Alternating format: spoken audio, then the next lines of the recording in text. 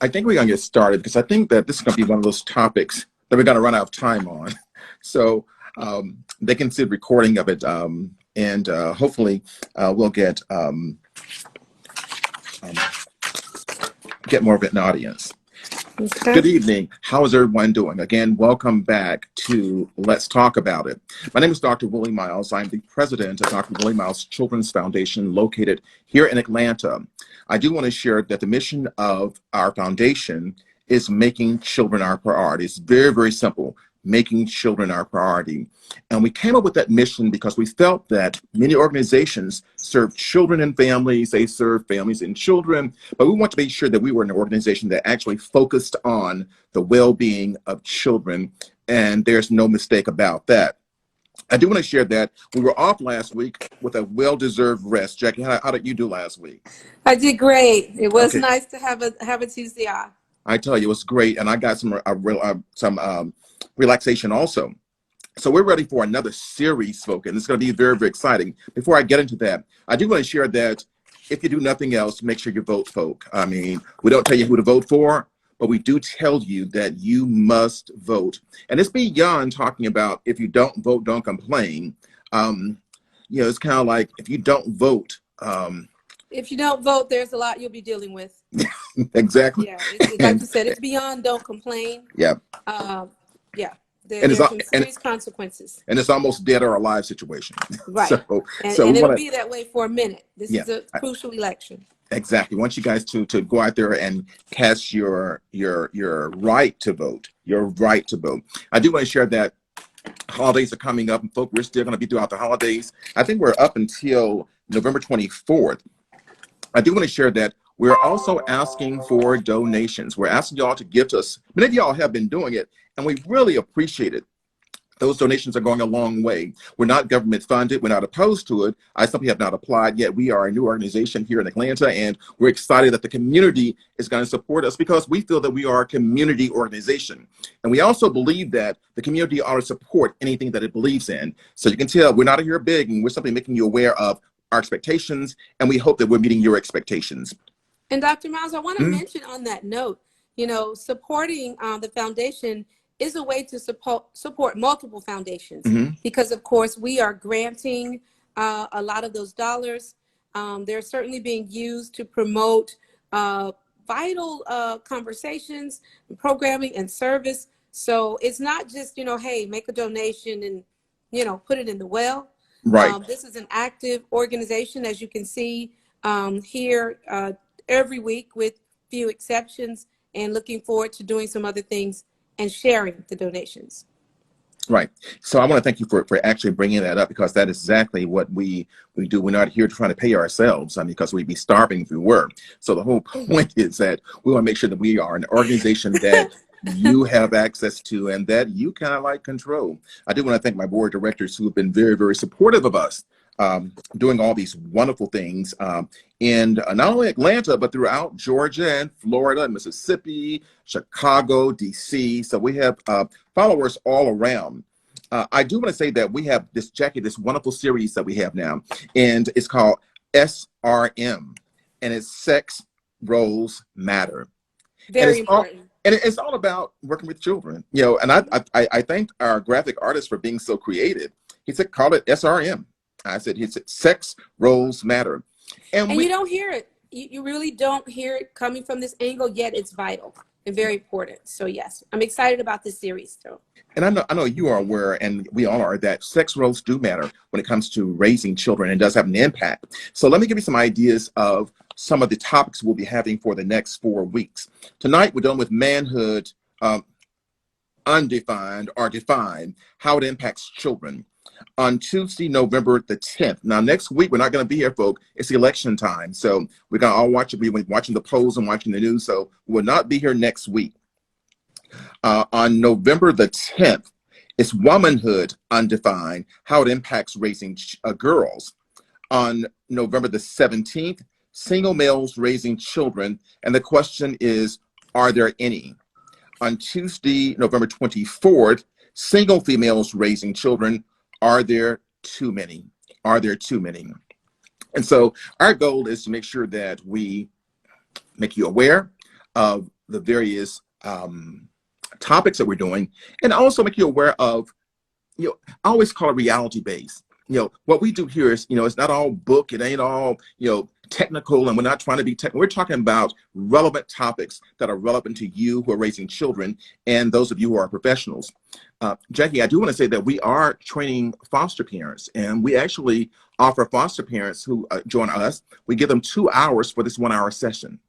You know what's interesting about that is I was just going to say, one of the reasons that we give you we work in a series and we tell you these series ahead of time is because we also want, our audience to come to the table, prepared to have these conversations and bringing them to real life scenarios, i.e. our foster parents and the things that they're going through. So there might also, Dr. Miles, be some other professionals who can also get credit for these hours and for this information, because it is information. It's very vital information. So now, that's good to know. We don't charge off of no CEUs, but a donation would be nice. All right. So at this point, we have about, I think about 10 foster parents throughout the state of Georgia who actually, they actually send me an email, ask me to give them credits, and we send a letter off to them, and they're doing great. So I want to thank you all who've been sticking with us for the entire, since we started.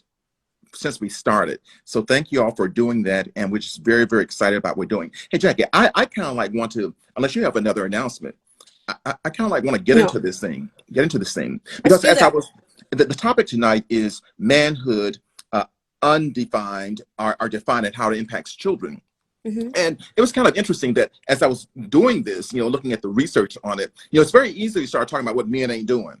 I said, oh Lord, I'm doing the wrong thing. I'm doing like other people doing. I'm talking about what they're not doing versus the topic is manhood defined and or undefined. And that's mm-hmm. a very loaded topic, So Jackie, I'll share with you, I'm not looking for you to talk about, what you think a man ought to be, but I do think that your perspective as a female, because I do believe that females and women help shape with some men what they think manhood is. I think that is without question. And I think it's whether it's done as a parent, as a girlfriend, as, a sister. Women most certainly shape what men become. And of course, that's, since Adam and Eve. And I think that is not often discussed enough. Mm-hmm. Some of the positive or negative impacts of that are not brought into conversation. So when that happens, there's not an acceptance of that impact and responsibility for it. Mm-hmm. I can tell you that I personally have been surrounded by positive men all mm-hmm. my life. In my case, positive Black men. From birth, in just protective and supportive ways. So I think I have a different perspective. However, I will say I think we are all impacted, Dr. Miles, by what we see and hear mm-hmm. about men, particularly Black men. And unfortunately, that's not typically positive. Mm-hmm. I make a note of watching the news, and if any of us would do this, just notice how often they leave an image of a Black male. Notice how close that image is, like up in your face, and pay attention to anything else that's on the news. Yeah. So we do play a role in how men are shaped, and as a result, the men they become and the roles that they play in their families and in their communities. We know it's very interesting, and what I want to do is make sure that we kind of this is a very, I'm going to call this sort of structured, because what I'm hoping that we can share with our audience is the lack of definedness of what manhood is, and the lack of the word is definedness, because I'm gonna stick with that, because there's so many definitions based upon who you ask. So there's not one, and my issue is that if there is one, will it be universally accepted? But I also want to share that our conversation about men is not really just for Black men. I'm talking about men, period. Right. Men, period. Because mm-hmm. white children have issues with men not being there. Latinos have problems with men not being there. And they have a problem. We all have a problem with how men impact children. And, in my practice, I see daily, I see white white males who are not in the home, and children are just, the males particularly, and I want to keep us focused on males, they're just running awry. I'm talking about across culture, but I can see what you're talking about when you're talking about the predominance of men who are not in the homes.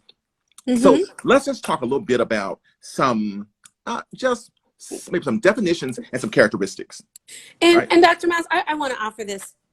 Maybe the definitions are the issue. And honestly, I have to say on both sides. So in one way, as you said, there's a lack of, right? And sometimes on the other hand, there is a boxing in of, right? But I think it's personal. I think what happens is that according to where you are, this, I'm going to say, I'm going to just work with me now. I'm going to say women have a definition of what they think a man ought to be. Then the man has a definition of what a man ought to be. And all those definitions are formed based upon their frame of reference.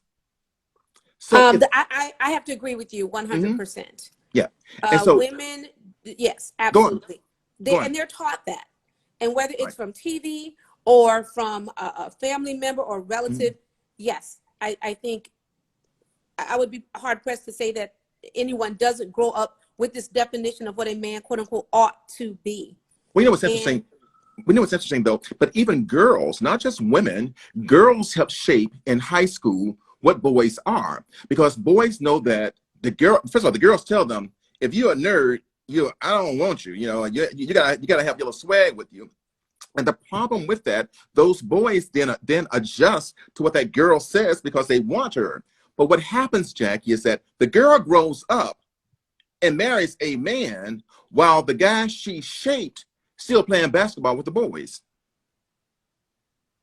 And so that is, to me, part of the situation. Let me give you some definitions, or not just definitions, but some. Let me give you some characteristics. It says, what is manhood? Personal maturity sufficient to be a responsible husband, father, and I added to that, our individual, because manhood is not shaped by whether you're married or not. Oh no, and you have to talk about the fact that manhood starts to be shaped at a very young age. Right. They also get these concepts and ideas. I think, especially in that formative years, that middle school, high school, that a young woman can greatly impact not only what a man thinks he should be, but what he thinks he is, and that's when it starts. Well, I sort of think that we should not leave it up to the girls or like anybody to form us. We need to have some definedness about who we are, and the only way that can happen is through, I used to call it an operations manual for men. That sort of like tells us what is the true definition, what's the true definition of manhood from a very general perspective, and then as you branch out, there are some subcategories, because all men don't have heavy voices. And is that a sign of manhood? Right. No. All men don't like sports. Is that a sign of manhood? Not even close. But check it, in some families, though, they do count it as. Right. And that's what I meant by sometimes those definitions and roles get locked in to other people's perceptions of what manhood should be. We're going to integrate this now, because we're going to integrate these characteristics and the impact upon children. So can you imagine what the impact is on a boy who dad tells him, well, thank God dad is there, first of all, but tells him that ain't, you don't like sports, you ain't no real man. So what does that mean to a teenager? What does that mean?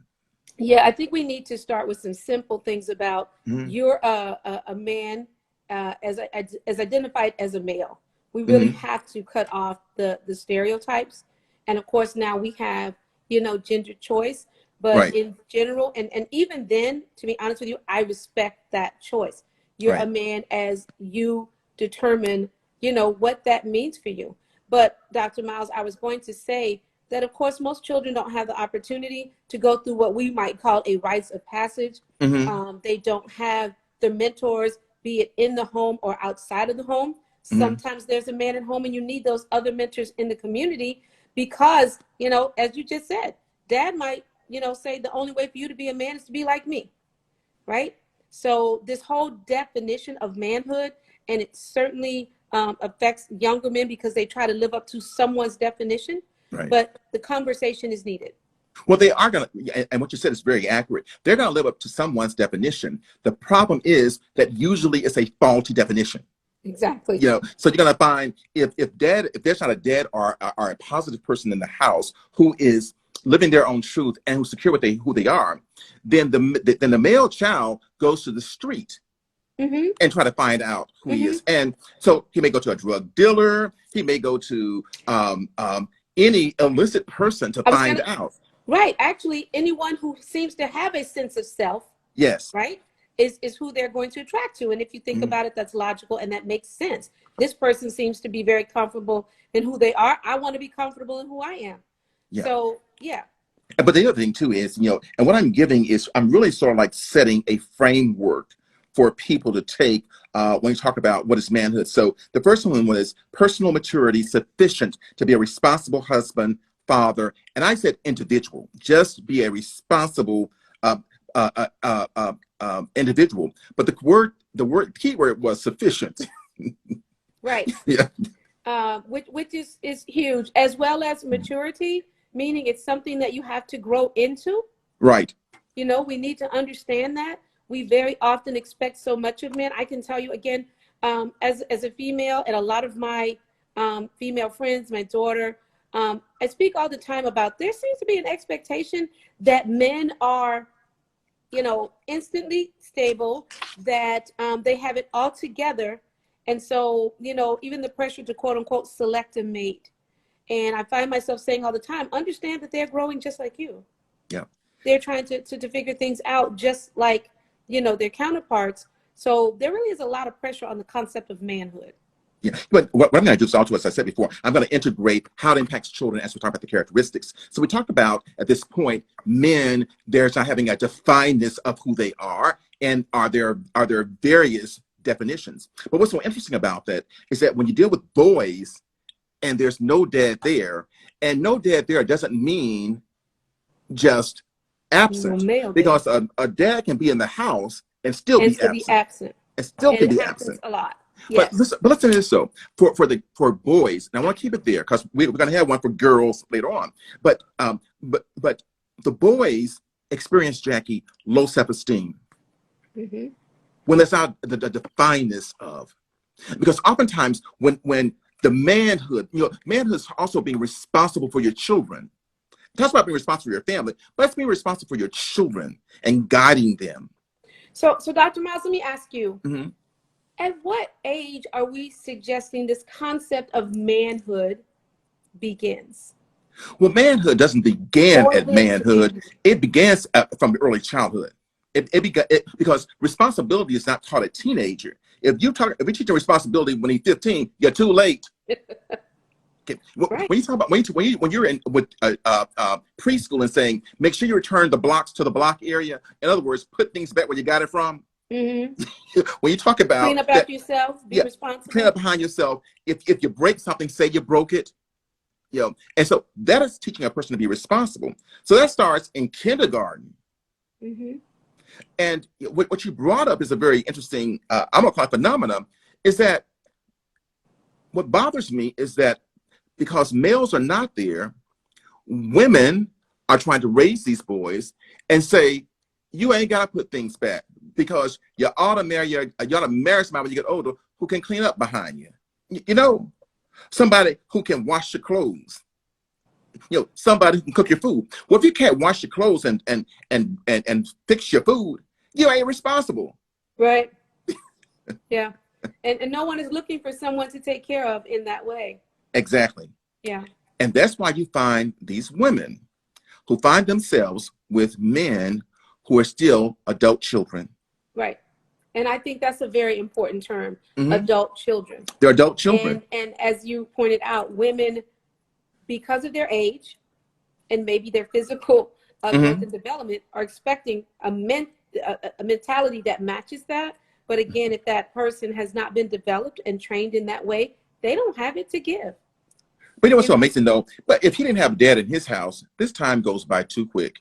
But if he didn't have a dad in his house, he had no model. And if mom was the kind of person who said, your daddy ain't no good, because all he wants to do is he don't want to bring no money home. In other words, she just bashes him. So what she doesn't realize is that in bashing her husband or her boyfriend, you're creating talking to a male child. Manhood. Yes, talking to a male child, you're bashing him. And also creating his sense of manhood. Exactly. People really don't get the connection between, and it's subconscious. There's no sign that says it, that if my parent is like this, I'm like this. Right. So if you tell a child that this is his father, why would they believe they would be any different? Exactly. Why would they believe even you would think they're different? So yes, there's a lot of damage that is done with that. As much as we know it's wrong, it does still happen. Again, but I also believe that there comes a time, and I've told people this, personal and professional experiences, a man needs a man at some point. Well, I know it's a topic, I think 3 weeks down the road, but part of this manhood issue, I can't really tell you how to be a man. I can be a great mom, sister, wife, and all of that. I have no idea how to train you on being a man. And we're not putting down women with boys. We're talking about only a man, and I've been saying this for years, that only a man can teach a boy how to be a man. The only way a woman can teach a boy how to be a man is from her perspective. And her perspective may be on a faulty perception. In other words, she basing a manhood on how her daddy acts. Well, guess what? Or her needs, or how her husband or boyfriend acted. Exactly. Right. And so what you're doing then is creating in this person, one, an undue burden to make up for whatever happened or did not happen, and two, a false perception of manhood. You know what's interesting though? Have you seen these, and even men do the same thing? They got the little kid in the, come here, little man. I said, all the time. Don't call him that yet now, because he doesn't even fit the characteristics. 3 years old. Exactly. So you have to shape him more, and because men ain't still running around having tantrums. Well, some of them do. Too many of them do. That's why I call them adult children.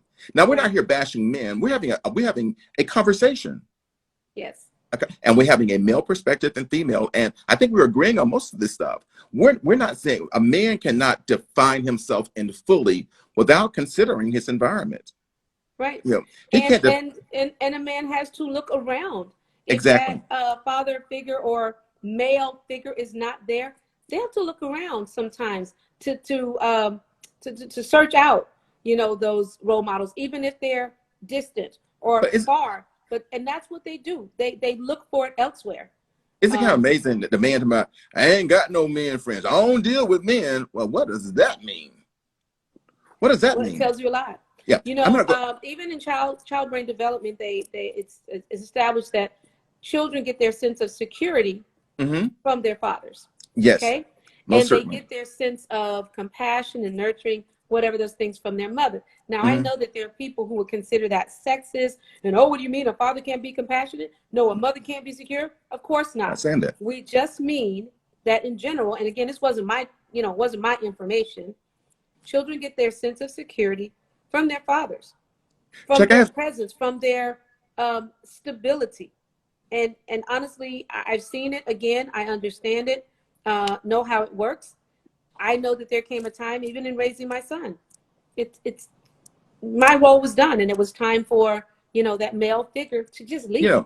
I want to move to this piece of it when it comes to men and boys.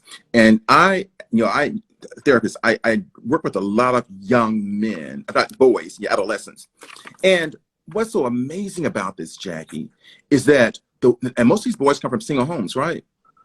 And the women lose their mind. Actually lose their mind when they find out the boy is either masturbating or has porn. But they actually lose their mind. And I'm saying, relax. As if they thought the child would never be sexual? That's what boys do. That's what people do. That's what and they say, I'm going to search down till I find out who told him. What told him? Okay, he's 14. He's 14. He's a little behind right now.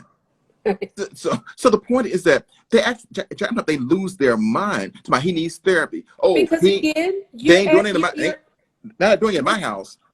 But if a man was there, maybe he could ease that and say, listen, chill. We do that stuff. This is what we do. And it's about talking about it versus treating it like a disease. Yes.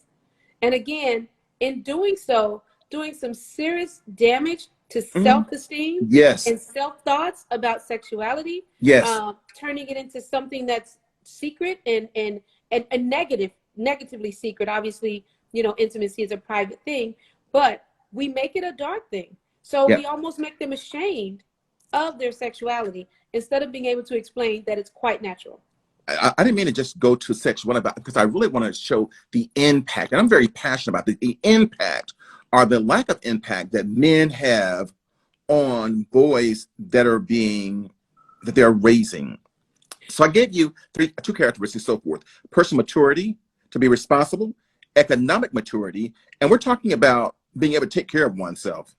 And Dr. Miles, I want to just kind of put all of these together and then break them down, because I think it's important to bring up the different levels or areas of maturity that it takes to become a man. You mentioned personal maturity, economic maturity, physical maturity, sexual maturity, moral maturity, and then ethical maturity. All of these are really, when we talk about defining manhood, then those are all the elements that go into it.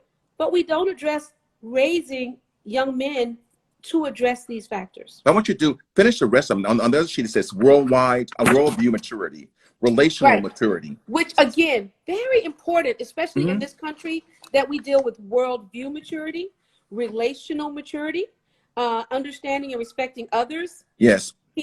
Social maturity. Yep. Okay. Being able to contribute and be a part of society. Verbal maturity, again, very important. Stop.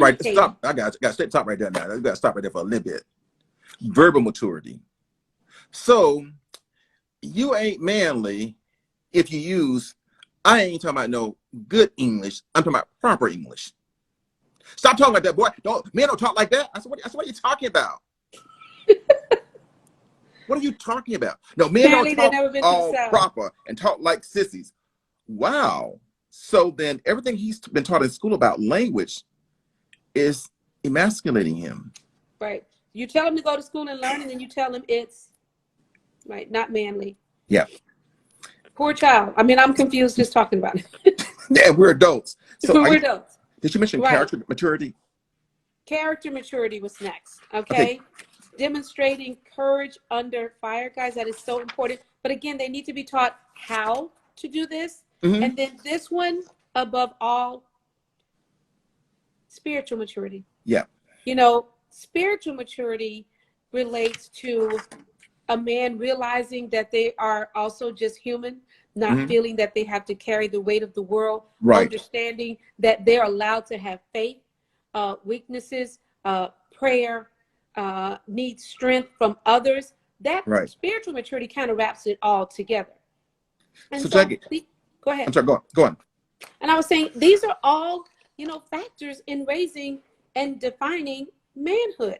They're just very often left out of the educational equation for young men. So these are 12 points that men ought to have. And it almost deals with values. And if we were to put all those in one little basket, what it says is that you must be responsible in all facets of life. Be responsible. If you make a baby, take care of it.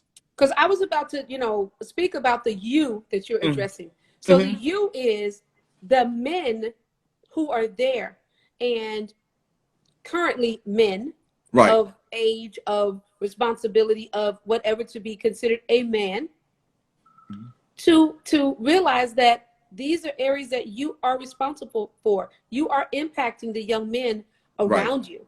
Right. And that's how it, transfers from one generation to the next. That's how they learn, from men understanding that all of these things have to be addressed. Jackie, how did you let me get away with this right here? I introduced myself starting out. I just ran right over and just got into this subject. You can tell people who you are. Oh, by now, really? Well, we have different audiences. So we have different audiences. Hi, everyone. I'm Jacqueline Hampton Clemens, educator, African culture and history enthusiast, probably for the last, 35, 40 years.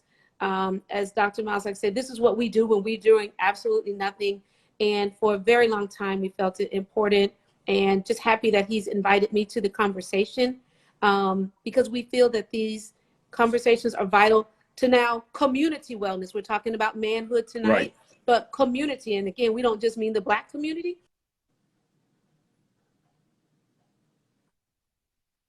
Just very important. But I'm Jacqueline Hampton Clemens, educator, parent, and enthusiast.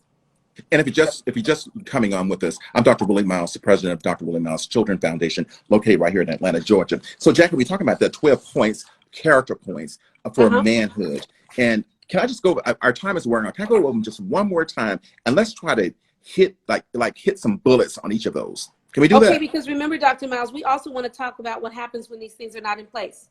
So right. We do have to say so we got to rock and roll. Yes. All right. Okay. So we talk about personal maturity, economic, physical maturity. It means being able to protect the family. Sexual maturity, sufficient to live one's truth. Sexual maturity. And we can talk about that a little bit. And I think it's really about being promiscuous. That says that men are animals, and we seek who we can prey upon. And if you don't do that, you ain't no man. If you ain't got 3 women in a spare, you ain't no man. And we hear that kind of stuff. 3 in a spare.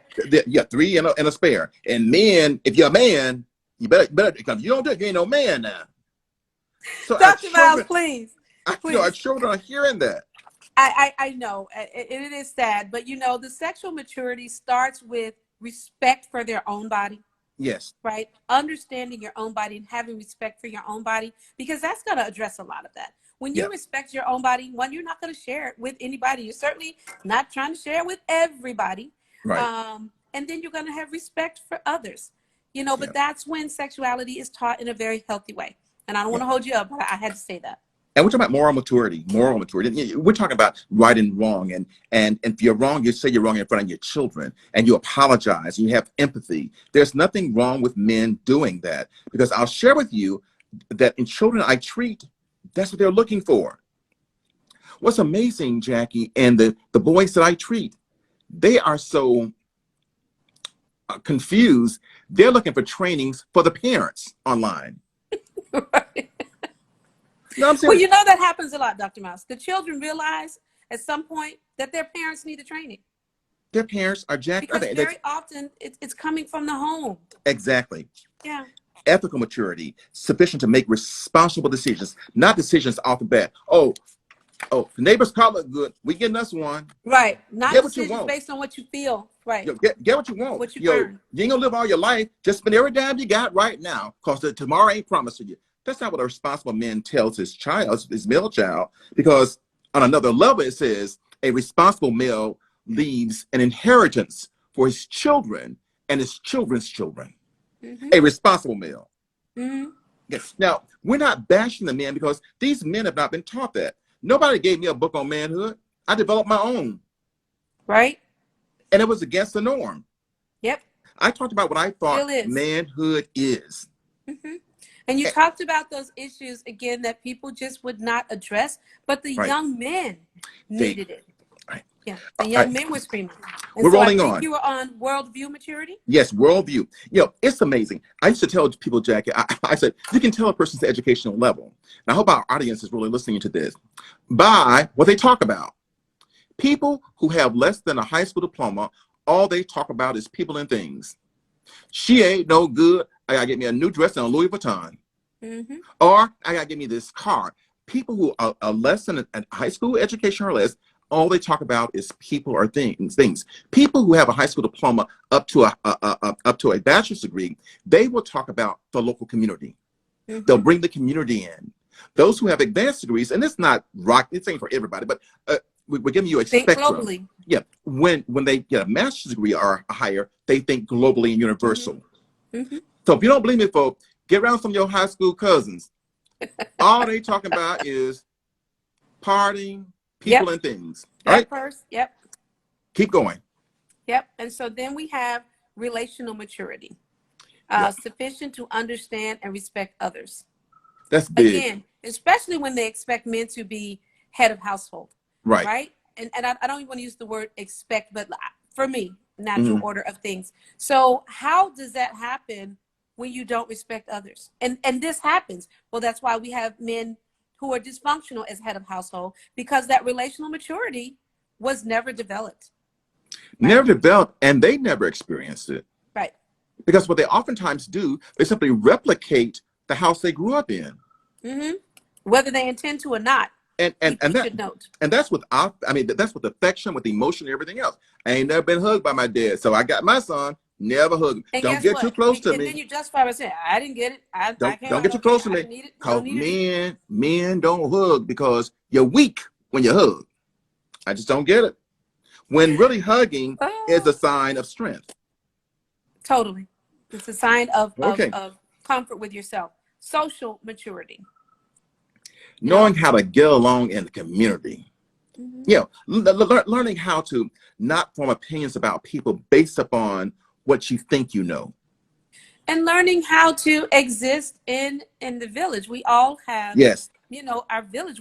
None of us are isolated. And when you find those men who, for whatever reasons, try to operate isolated, they want to isolate their families, their children. And of course, that is dysfunctional. And it causes a lot of dysfunction.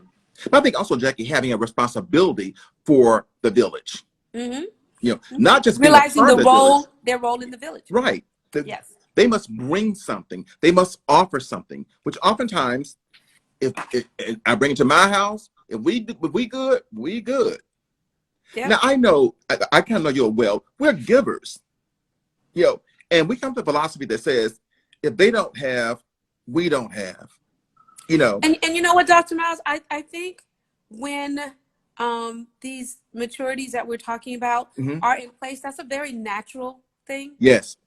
I think the protectiveness that we attach to men and the other things, I think they're natural when a child has the opportunity to mature into manhood. What about this verbal maturity? And we're big on this in our community is, let me tell you something. You ain't gonna be talking certain kind of ways because that ain't how boys supposed to talk. You ain't gonna be talking that way. Don't be talking all soft. Don't be talking all using big words because they gonna scope you out. Who is they? They is the one talking to you.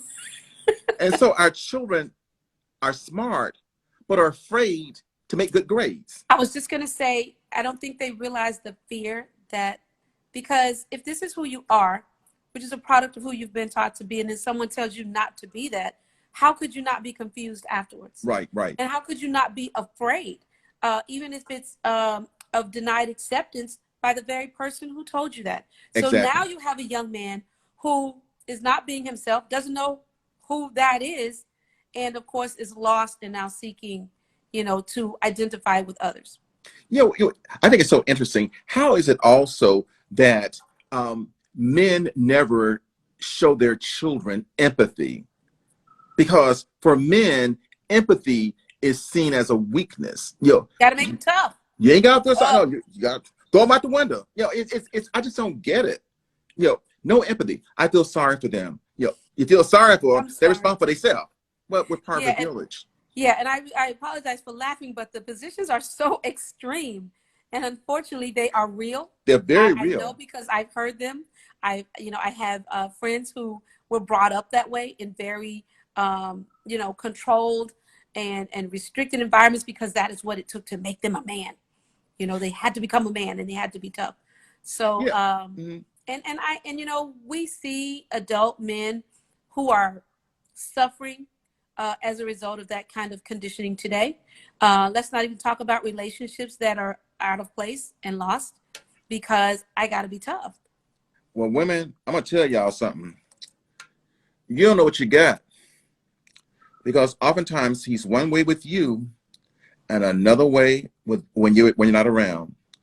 And that's where this authenticity comes in. And that's where you have to start talking to your husband, boyfriend, whatever he is to you, and talk about living your truth.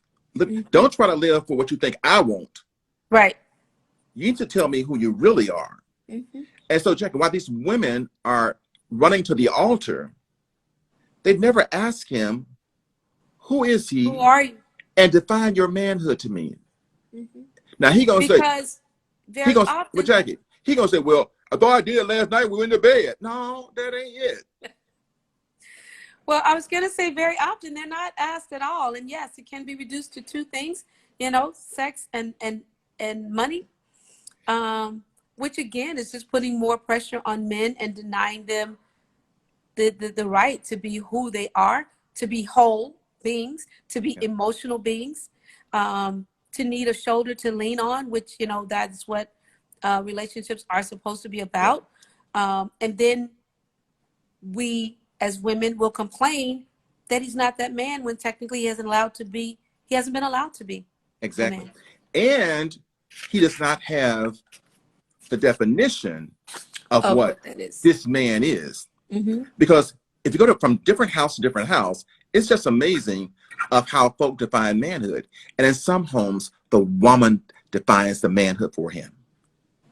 Totally. And then he adjusts, or at least he has her thinking he adjusts, just because she's paying all the bills. Mm-hmm. It's very common. They will play the role, as you mentioned, Dr. Miles. They play the role that is expected of them. They learn that at an early age, play the role that is expected. But then somewhere is the real person. And I do think that is what affects relationships at times. They're real with someone else. I just feel like a personal responsibility to talk to men and women about this, and checking the importance of, because I actually see this stuff in the practice daily.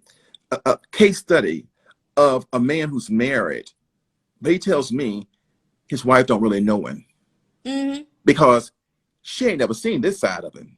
Right. The side is a domestic violence side. Mm. She's never seen that side. Right. Because when he gets that angry, he shuts down. Mm-hmm. His fear is that one day she's going to see it. Right. My and of fear course is, leave him, and he'll be abandoned. Well, if she can walk away. Mm-hmm. And so I'm saying I'm just saying that for women, you have to start having some standards for relationships. Like you're a man. Like, what are you doing for yourself? Like what's your maturity? Dr. Miles, when we get to this conversation, women are also mistrained and miseducated. That's true. In terms of being able to support a man, understanding, what their expectations are. Because just as that man was taught he shouldn't cry, women have been taught that men shouldn't cry. And so again, you create that situation where they're not able to be authentic. Right. And who lives like that? Who doesn't have emotions? Well, I know some don't have emotions, and they have some emotions, all right. They have the wrong emotions. They beating up people. They beating up people, and they're whipping the children. And children thinking that this dad or this man is a monster. So they then believe that if you are a man, then you're supposed to beat your children. Mm-hmm. It's amazing the message we're saying to our children. Mm-hmm. And Jackie, what I'm saying is that I'm seeing it manifested on my side. So and I'm so blessed because I can see on this side where they think something is happening, but in therapy, I get the true picture of what the child is getting. Right. And it's frightening. Real men don't do therapy. When Dr. Miles, I've come to believe that every person on this planet needs therapy of some sort. Yeah, we do. I really do. And let's forget the special times and circumstances. We need it in the good times. Exactly. Because of all the things that we're discussing and how society plays a role in that. Just being authentic, let alone being a man. I don't know how we're going to do this, but we have maybe 13 minutes to cover the rest of this, and we're going to do this right here, all right? So we talked about this manhood thing, right? Mm-hmm. And we gave you the 10 points or the 12 points on what this man thing is. Mm-hmm. And I should be crazy thinking I can cover this in 1 hour. This manhood I knew we weren't going to get through this one in an hour. hey, look, the manhood thing should have been a 4-part series. Right. Just as the women. But we got to make this happen. We're going to talk about what happens to boys when dads are not men and who are not in their lives. Dads are not there. Dads are not men and not there. Okay. All right. Low self-esteem. You ready to run through them? You go, yeah, please. Okay. So we're dealing with low self-esteem, and we've already discussed how that happens. Mm-hmm. We're dealing with negative behaviors that very often show up very early. We're dealing with difficult bonding. But I want to slow up. Now we're talking about folk these are, now, we'll talk about this later on when it comes to girls, but this is what happens with boys. This is what goes down with boys when their men don't have a definedness of what manhood is. All right. And can we talk about the role of that in a lot of what we're seeing in terms of bullying, violence towards others? This is nothing but acting out, issues that have been created, and we don't get to the root of them. The difficulties in bonding with other men, emotional distress. I mean, seriously, Dr. Miles, when you look at this could be behind a lot of serial violence. This could be behind a lot of suicidal violence. Yeah. Well, the difficulties in bonding, I ain't just talking about difficulties in bonding with men, but men who have some issues also have difficulties with bonding with their wives, their children, and anyone. Well, naturally, if you aren't allowed to be emotional, and you're bonded with someone who's who is encouraged to be emotional or accepted when being emotional, there's going to be a problem. Well, I can tell you something, Jackie. I can tell you one thing about this man thing, that if she won't allow him to be emotional, he'll find someone who will. Every time. All right? Every time. Okay. Emotional distress. Again, you could have definitely made this an extended series, because we could talk about the signs and symptoms of emotional distress. Yes. That are just numerous. And I'll tell you, let me give you one that's really prominent in households. It is anger and isolation. Anger and isolation. That is a sign of emotional distress and stress. All right. And walk into a school, into any elementary school, and look at the number of young men who exhibit that behavior. I'll do the next one. The long-term effects of being abandoned by a father. Being abandoned by a father. Again, self-esteem is always an issue. How do I feel about myself? And not only how do I feel about myself, but how do I see myself in this world? How do I see myself in my world? How do I view myself? The fear of abandonment. Now, this carries on until adulthood. Always feeling that somebody's going to leave you. Always feeling somebody's going to leave you. If you got a girlfriend, I know you're going to leave me. I got a wife, I know you're going to leave me. It's always this feeling that they're going to be left alone. And that's very common in men. A lot of men say they don't trust. Period. I don't trust people. There is that sense of abandonment. Yeah, it's the long-term effects of being abandoned by a father. Then these are the adult effects of men who have been treated this way as children. Trouble with intimacy, and you'll find that many men have trouble with intimacy. I didn't say sex. I was going to say, not to be confused with sex. There's a difference. Intimacy. Yeah, and intimacy is let's touch and hug. Let's snuggle. Let's just breathe on each other. I was going to say, let's let our guard down and just be. Exactly, and that's a good point there, because oftentimes, and you see in our research, it says that they have these walls built up, these impenetrable walls. And there's a name on each wall. I have to be strong. I have to be non-emotional. I have to lead. I have to do all these things. So here are all my walls, and they block that level of intimacy. The crisis we have in America is fathers. When they're not at home, the children are 4 times more likely to live in poverty with no dad in the home.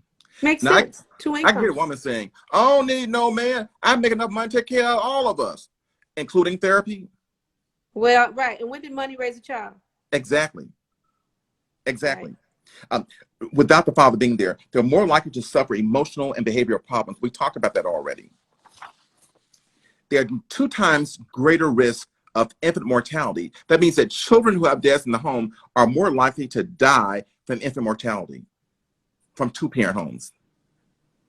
I mean, honestly, just the numerical logistics of that. Another set of eyes, another set of protective eyes. Someone watching you as dads do, and looking out for you. Yes, of course. The kids are more likely to go to prison, Jackie. 1 in 5 prison inmates had a father in prison. Not a father that was not at home now. A father who is in prison. So the child is following in his footsteps. They're more likely to commit a crime. They're more likely to commit a crime because there's not that structure there. There's not that, you're going to do as I say do. you know, that kind of thing. Mm-hmm. And what we're finding, go on, I'm sorry. Probably the same thing you're going to say is that we're finding this to be true again at early stages. What you just mentioned, seeing young male children defy Yeah. the female heads of households very, very early. And I Now, think you should actually read that. You know, the study of juvenile offenders indicated that yes, family structure significantly predicts delinquency. We can't it just keep does. ignoring this fact. You know, it is what it is. It's It, fact. it, It's it data. is. It just is what it is. It says it's 7 times more likely for girls to become pregnant, but it's also 7 more times for a boy to become a teen parent. Now, the question is, how did that occur? And I'm telling you, folks, I've actually interviewed boys. The whole point is that they look for love and they associate, ready for this? And there's some women too, Jackie, that associate sex Sex with with love. love. Of And it has course. nothing to do with it. Those same teenage young ladies who are getting pregnant are looking for love. And they associate the intimacy and the closeness of sex with love. And we, of course, know that they are not really connected.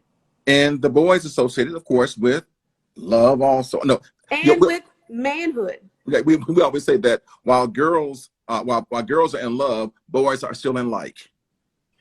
They ain't loving. All right.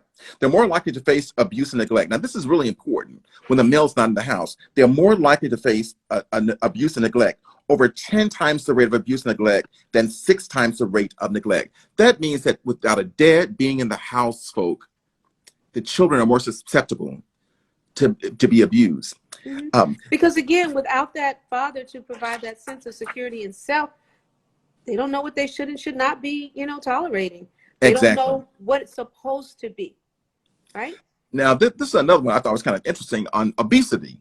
It said obese children are more likely to live in a father-absent home than our non-obese children. We must have a lot of non-fathers in the home because our children are obese. Again, structure, balance, discipline. Ready? Anxiety, depression, stress. Wow. Start eating more. Kids who don't have their dads at home stress out more. Wow. And moms, I want to tell y'all this, that I talk about boys who cry at night. You never know it. When that door is closed in his room, you think he's sleeping? Guess what? Crying. He is crying.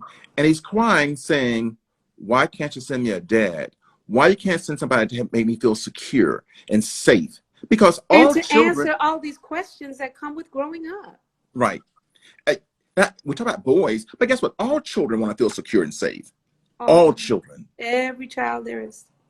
And this is the phenomenon which you already know. We can say it together. They're more likely to drop out of high school. They're more likely to drop out of high school. So people, please stop telling your children that, how you going to tell the boy? How you going to tell the boy, I don't need no man? What you're saying is I don't need you. You realize that? And can we go a step further and just Sure. encourage those who don't happen to have, you know, be it father figures or whatever, go seek them. Because when you understand the importance of a male child having that, go seek. Go find boys and girls clubs, big brothers, whatever it is. You know, there are so many organizations out there. Go find one for your male child. Yeah, you know, check what gets me though. Yeah, it's saying I can't tell women what they're supposed to like because I'm not a woman. But really, they gotta stop being so judgmental, because they're leaving a whole lot of good men out there based upon what they want in a man. I say it all the time. He gotta be rough. I say it all the time. He gotta be thug-like. He gotta walk like a man, whatever that means. He gotta act like a man. I mean, quite frankly, Dr. Miles, they want him to be a dog. They want him to be a womanizer. Just as men are being, you know, mistrained and miseducated, so are young women. He got to be hard. He got to be this. Honestly, I feel sorry for men and the role they play. And knowing a lot of young females in their 20s and 30s, you know, I don't know if marriage is down statistically, but I believe it is, because the pressure that is put on men to be all of these things without any backup or support. is great. Right. And so these women, to your point, are walking around looking for Mr. Perfect. Well, even those who got everything they want ain't perfect. None of them are perfect, and none of the women looking for them are perfect. So I think what we're saying, and I think we're agreeing, is that we have to come to grips with what is a man to us. And I think the manhood piece is those 12 characteristics I gave you, because once you get those, everything else is gonna fall in place. Exactly. Jackie, once you get those, the rest are gonna fall in place. And it is personal maturity, economic maturity, physical maturity, sexual maturity, moral security, ethical maturity, worldview maturity, relational maturity, social maturity, verbal maturity, character maturity, and spiritual maturity. And if Dr. he got Miles, all I that, really think you should post these on the site, just as a guide. I think you should go because these are important, and it really is a good guide in terms of what it's going to take to raise a healthy, happy man. A healthy, happy man and male child. Yep. So we're not saying that women, you're not doing a good job. You're doing the best you can do. But really, these sessions are geared for families, but they really are geared for men. And I don't know how many men are on with us. I don't know what I have to do to get them. I guess I can go to a strip club and do a session there. I don't know. But my point is that I need to be able to reach these men to share with them that they are loved, first of all, and that we forgive because we are our brother's keeper. We are our brother's keeper. But I think you make a good point, and perhaps we can invite some other guests for the rest of this series, because it is important to get this conversation out. I see D from Tallahassee's got a whole lot to be saying. He said women who might not have all when you meet him. Oh, and don't seek help. Males don't seek help. Yeah, but you sort of like miss part of it. We think that men ought to be men, and sometimes men need help. Yeah. Okay. It gets in how we defined it. Why would they not need help at some point? Right. They are human. And it's about, like she said, it's about being authentic. Folks, guess what? My time is running out. We don't want this to run out on us. Jackie, I'm blaming you for not letting us get through this. You're talking too much. But again, my bad. We want to thank. It's an important topic. We want to thank our audience for being with us. You've been absolutely wonderful. I gotta go quickly. Next week, go to our website. Don't go off on me. Next week, it's the single males. Single males. No. Next week women. It's undefined girls. Yes. So it's about women next week. All right. Okay. So Jackie, I'll see you. Thanks for being on. Get some women on and some men. All right. See you. Take care. Good night, everyone.